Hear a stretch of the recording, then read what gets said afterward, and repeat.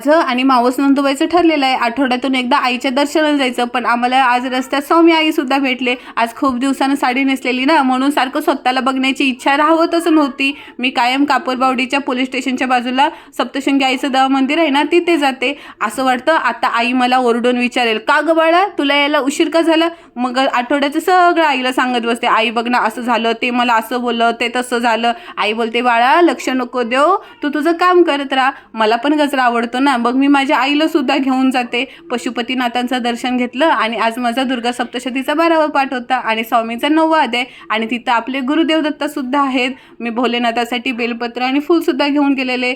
एक अष्टोत्तर नामावलीचं नामस्मरण केलं आणि बेलपत्र वाहिलं आणि ना मला तिथं मंदिरात आमचं सगळं दर्शन झाल्यानंतर आम्ही 10-15 मिनटं बसतो, गप्पा गोष्टी करतो. खूप छान वाटतं मंदिरात बसून राहायला. मग कारभारी आम्हाला न्यायला येतात, मग आम्ही 3 जण मिळून गाडीवरून घरी येतो.